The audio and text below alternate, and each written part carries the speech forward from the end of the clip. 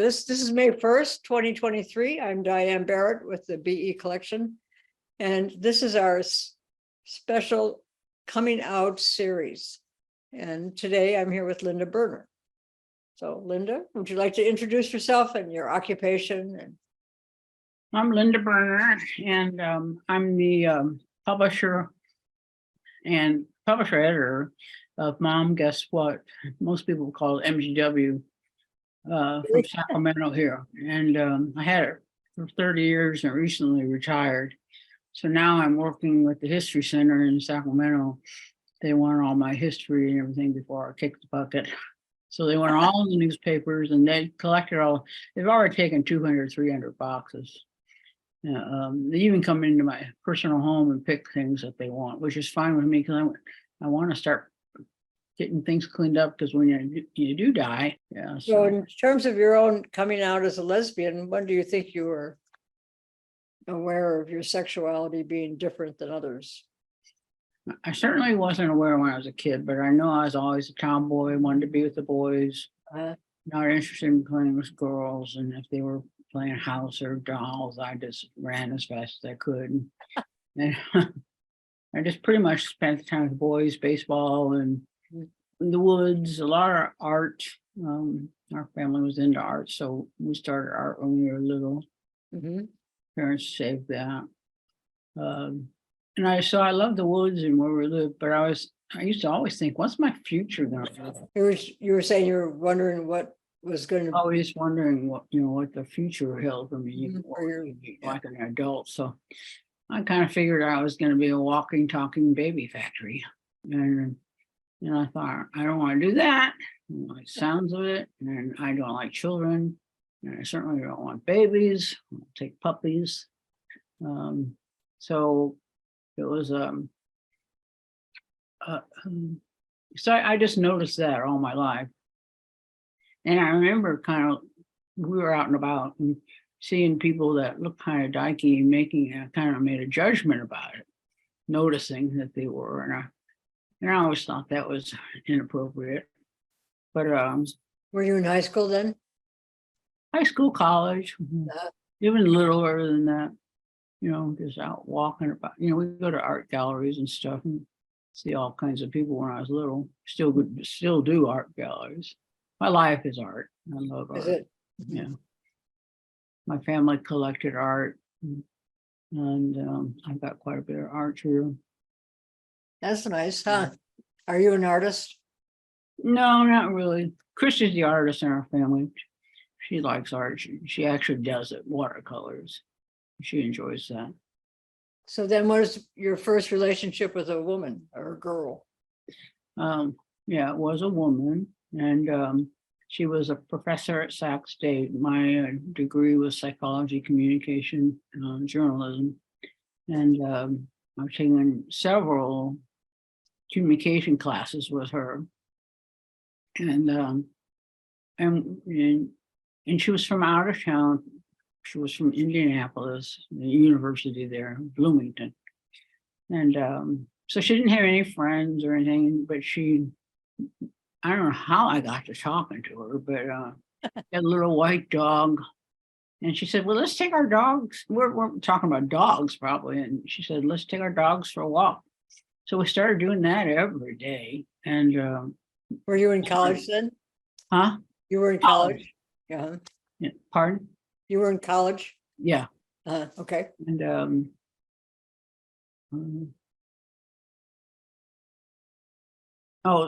so we started walking the dogs and going to restaurants for lunch and having long lunches till like 4:00 in the afternoon. And I was feeling a little attractive, but I thought she was straight. She had long blonde hair. She was gorgeous. And I just assumed she was straight. And I didn't have any assumptions about myself yet. But so we used to dine out a lot and stuff. So then we double dated these two veterinarian men. I had lived in a veterinary clinic, and that's how I got through college, taking care of animals. And Ron and Don were both veterinarians, and they were friends of mine, and they kept wanting to go do something. And they said, why why don't you invite your friend Barbara, the four of us go do something. So we just started doing things and mostly sailing out of UC Berkeley Marina. And so we'd sail out of there and pretty much every weekend. And then Barbara invited me to go to Mexico. And it's when it was nice. And so we went down there. And then coming back, we came straight to the marina and went sailing with the boys. But then, and she started talking to me a little bit in Mexico, where I was starting to get suspicious that she might be gay. Because I thought she was straight. I mean, she looked like an actress. She was so long, I mean, really very feminine. And didn't say a word about being gay or any of her girlfriends or anything. So so we were coming out of the boat and plugging everything into our car. And so we're driving back to Sacramento, right on University Avenue and Highway 80. She puts her hand on my knee and I'm driving. And she said, you know, I was thinking, why don't you, let's come over to my house and have a beverage, you know, when you drop me off. And I said, sure, that sounds good. You know, and for all of a sudden she puts her hand on my leg and I just went ballistic. I mean, I was a nervous wreck all the way home. When we were talking, being honest, and she was telling me about she says that she was gay, but she was pretty closeted and still dated some men and only basically Ron and Don. And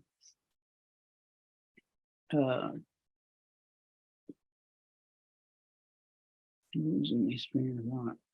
Did you go back to her place and have a drink? Oh yeah. So she said, let's go back to her place. And so we did, and she liquored me up and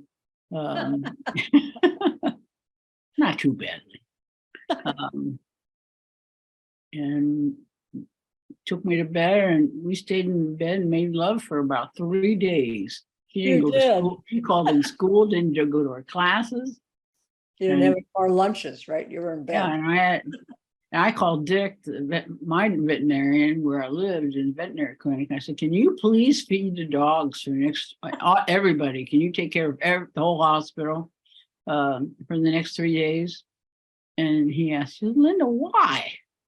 And I said, to tell you the truth, I found somebody I like, and we're into making love, and I don't want to quit. And he just started laughing.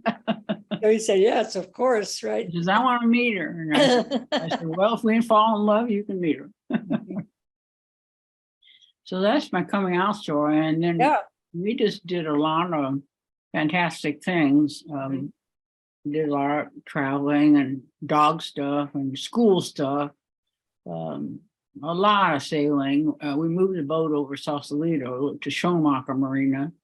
So we boated out there. And then for us, Sacramento people, you know, we drove the upper route, so it didn't take much time to get over Schumacher.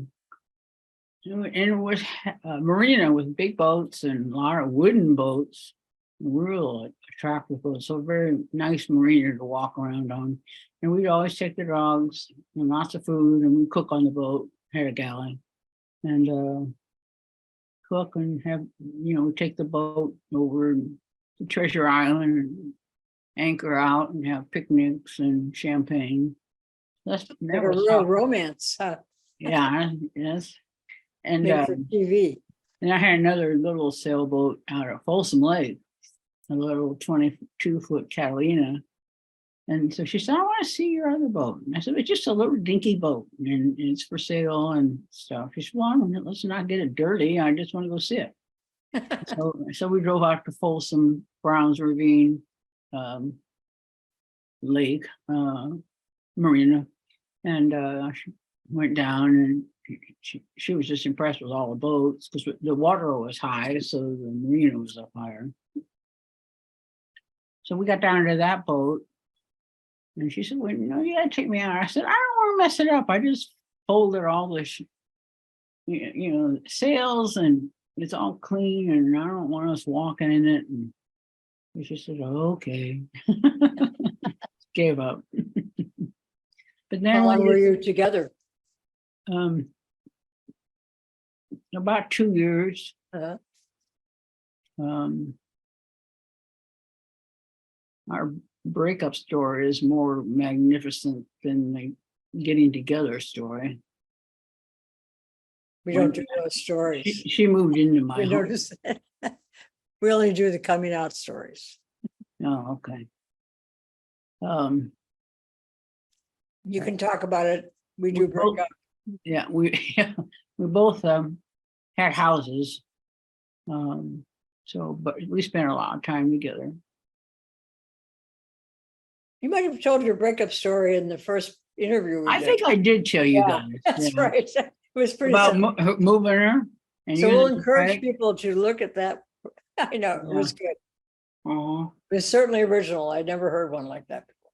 and nobody has. I'm gonna copyright it. Put a little book, How to Break Up with a Beacon's moving truck. That's right. Get it big enough for all their cars, and everything they own. Mhm. I thought that was ingenious.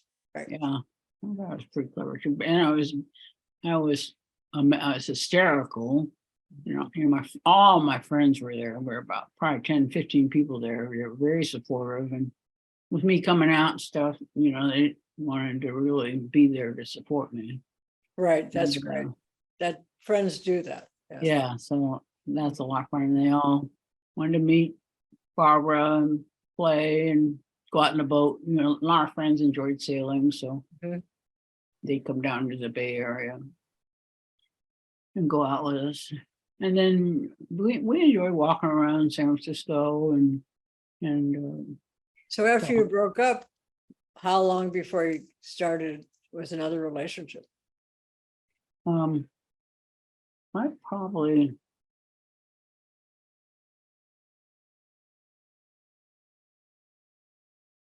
I think it was about a year. Mhm. Started spending time with Marty. No, actually, it was Xana.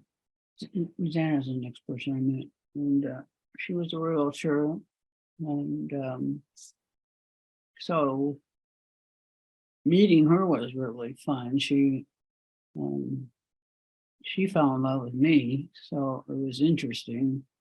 It felt different when it happens like that. Mhm. And How so? How is it different? well, her pursuing me and Mhm. trying to get to know me more, and Mhm. we would go out, and I could tell she was asking the probing questions, and Okay, what are the probing questions? nothing profound, but just Uh, trying to get to know me, what I like to do, and uh, what my friends are about. And, um, so we were together for about 10 years. She was a realtor, and we kind of became the institution of Sacramento. That's how a lot of women called us. Because I have been I think I hadn't started the newspaper yet, but I was putting on the Snow White Ball, and I'd done that 17 times. And that was a Christmas party, holiday party. And the tickets were $75, and there were usually about 700 women that would come. And the idea was a place, that you could get dressed up and just have a really classy time at beautiful venues. I would get venues that were gorgeous, and usually they were always pre-decorated, so they're pretty nice. So I met a lot of people through that, and a lot of people came to it, and that's how they met Xana and I. And we mhm. became pretty popular in the community. And we did pig parties. We'd cook these big pigs and had people do it. Hawaiian guys came over and do it. And we had like 500 people at this pig party. The invitation or the tickets, it kept coming in, and I kept thinking, I called these Hawaiian guys, and I said, "You better cook 2 pigs, because I got close to 500 people, I think." And he says, "Yeah, but you women don't eat much." And I said, "Yes, we do." So I said, get another pig. So Sweet. they cooked 2 pigs, and boy, was it good. Very different than any other meat. So are you So happy we, that so you're we- out and a lesbian and that you've stayed out? yeah, and so that was about the time I was still with her. Towards the end of our relationship, and I started a newspaper in '78. I see. Yeah. And so I knew her pretty much through the paper, and I think we did kind of break up, but we just remained friends. We still saw each other every day. And then I started going with a woman by the name of Marty. And we were together for about You 15 had a years. busy life, dear. Yeah, we were together for a long time.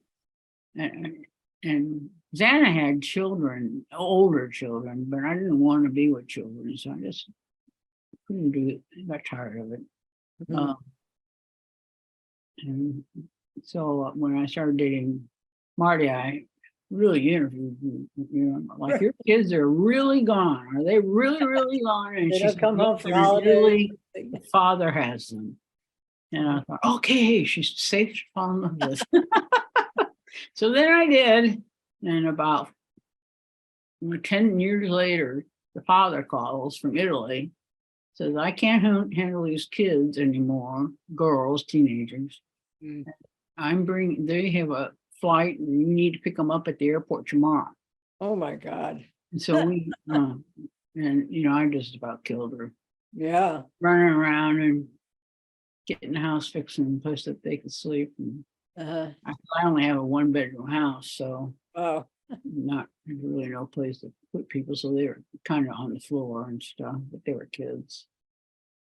They turned out to be just brats, and so they finally grew up and left. And we had our house back. that's good. Yeah. So how did you meet your present lover? I had a friend over one night, and we were drinking champagne and having a straight friend over, actually.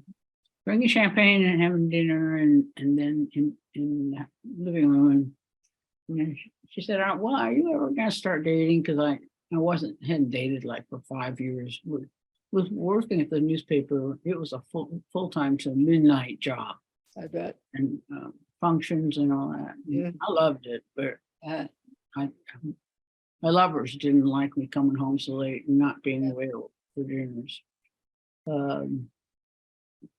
Would you just ask me what's question that related to that? How long before you met your present lover? Yeah, Chrissy. So that was probably about 10 years ago. Been with Chrissy for about 5 or 6 years. Mhm. And so my friend came over, and we were going around the house. I mean, having dinner and stuff. And she said, "When are you gonna start dating?" And I said, "I don't know, probably never, you know." And so she grabs the computer and starts showing me Match Up. Is that what it's called? Match Up. And Right. she says, "Why don't you go on the computer?" She says, "Look at, scroll through some of these." And they said, "Shannon, they all look like losers. I'm not gonna, none of them appealed to me. I didn't see one woman that appealed. And so we left her alone. The next week she did it again, came over and did it again, said it again. Sherman. And she says, this time she came with ads. She had written some ads, descriptions of me.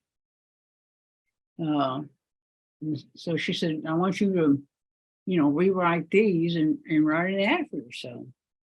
So I basically, I did it, and I just basically said I like golf and sailing and flying and friends and dining and Champagne. champagne. Definitely like champagne.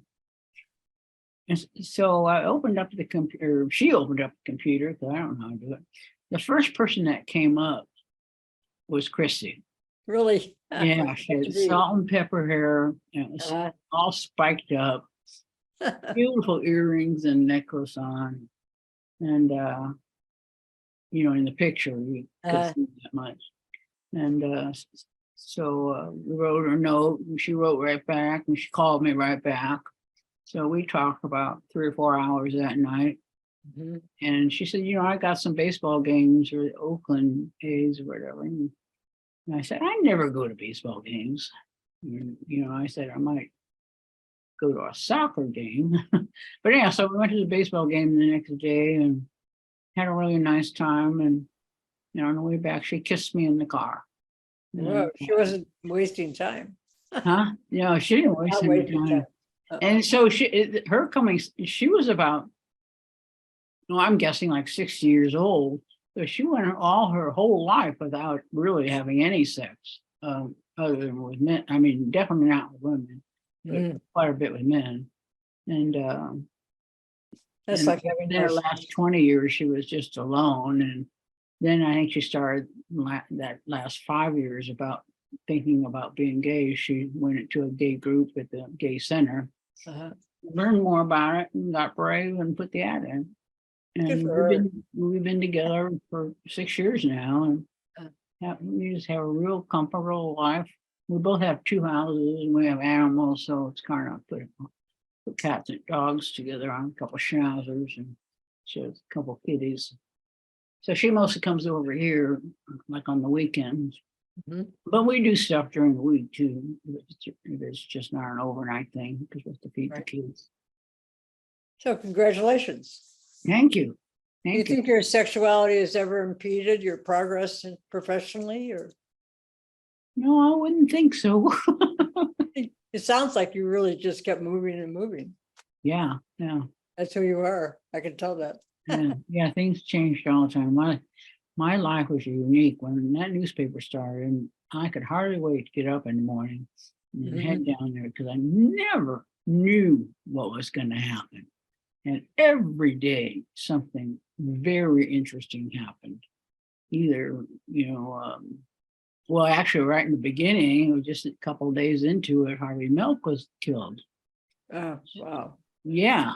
And so I thought, I got to do something about this. So got photographs of him and had an ink artist do a beautiful ink drawing of Harvey. Have him on the front page, and a huge story. And then the story jumped to the insides. So that was my very quick introduction to I'll say, yeah. how something can happen. But we used to have, mirrors and city officials and governors stopped by the office. We were right across by near the Capitol. That was good. So governors would, legislators would walk by, and some would come in and want to chit chat. It was in the funniest first one that it happened with was Governor Gray Davis. He came down and came to the front counter. I could see him up in the mirrors. They had a mirror system, so I for safety, and so Cheryl, my office manager, talked to him for a while and said, do you think Linda has time to talk to me right now? And I could hear him. And I said, sure, send him in, bring him in. So he came in, sat on the sofa, and we spoke. He says, I wanted to meet you. He says, you've endorsed me twice now, and I wanted to find out who was endorsing me. That's, yeah, so how long did you have the paper? 30 years. Wow, that's a lifetime, huh? Yeah. Yeah, another person we met like that, Jerry Brown, was walking down. There were a lot of restaurants around us, so everybody was eating around there. So a lot of people walk by and say hi, mayors and interesting people, that own. What was your goal in starting the newspaper in the first place? What did you think? To increase people's self-esteem. At that time, being gay seemed to be so awful for people, and they just put it down for themselves and thought people would judge them.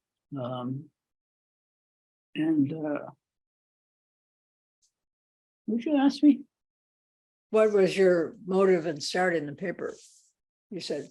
Oh yeah, to increase people's self-esteem and to get the word out in the Sacramento community. We had no way of knowing about workshops and functions and the gay pride parade, you don't know when that was gonna be.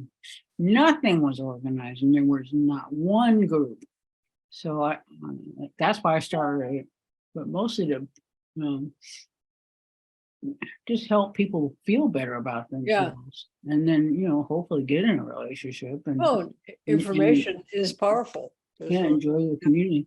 And I wanted to get people out of the bars. I didn't like them. And there were a lot of those bar owners were men, and they would be really mad at me because I didn't support them. But because they wanted to put frontal nude ads in, and I didn't allow any frontal nude ads of any kind in our paper or photos.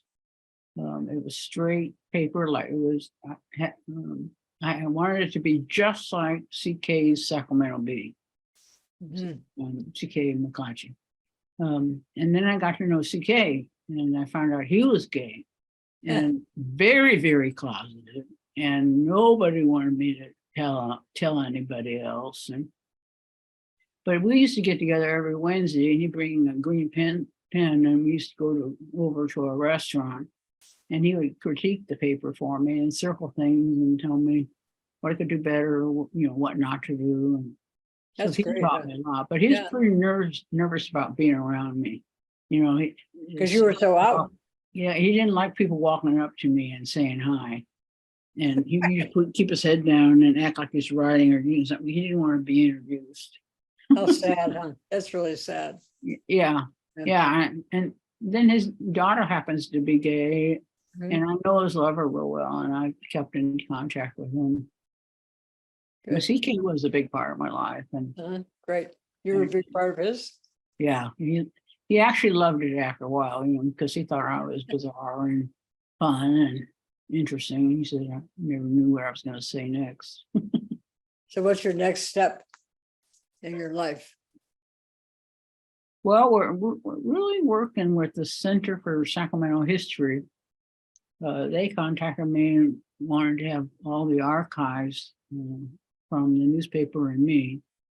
And I had been looking at the library system, trying to figure out where I was going to put it, state library or legislative library, Sacramento Main Library, and the Berkeley, and I was looking at all of them and writing letters and describing it all. So a lot of people were writing back and say, yes, we'd like to. And I was just going slow with thinking about it. And then all of a sudden, the History Center called me. And this very bubbly, wonderful woman who was the director, and still is, and she's director of all the libraries. And said, my board, we just got down to a meeting, and they have all voted to want, for me to call you and beg for your collection. And so I called her back the next day, and I said, yes. Start begging, right? Yeah. And I said, yes. And so I started, so I went over there, and I was so impressive. I mean, there's shelves, like many warehouses tall, and shelves come out on railroad tracks electronically, and history were all the way back to the 1600s, and all the old stuff, Sacramento Bee and CK's dad, started the first 2 Sacramento Bees. A lot of that, a lot of media there. It was real impressive, and they showed me where they would probably sort me, and they had many, many beautiful old library tables, and just big open room where you can just spread everything out, and that's what they need to do. If and when you come to LA, you have to go to the archives here at Cal State Dominguez Hills. Do you have displays? 5,000 square feet. Yeah, we don't display anything. It's strictly someplace to save something. But they love to tour you. Yeah, you can tour and you can make appointments. If you're doing some research, they will gladly go get whatever you need and push you out a big table and work there for days and days and days. They've been telling me they've already had a couple authors been going through stuff, and one kid writing a paper on it from high school. See, this is your next. It's interesting. Yeah. So there's been a lot of people already visiting. So yeah, you can make appointments. And they don't display stuff. It's not like a No. museum.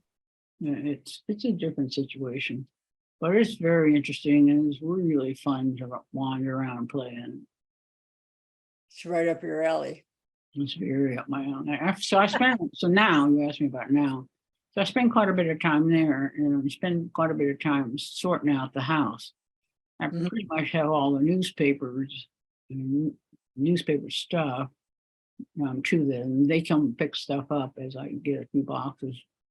So, but I still have another probably 6 or 7 boxes to load up. Then I need to rewrite my will and or trust and let them be the first people that can come through the house, Mhm. That's a whatever good they idea, want right. for the archives, because otherwise it'll get thrown away probably. Well, I want to say thank you for doing this interview. Okay, So say hello to Christy and yeah, thank you. Lily. Yeah. Okay, thank you. Right. Stay in touch. Bye. Okay, yes, we will. Bye-bye.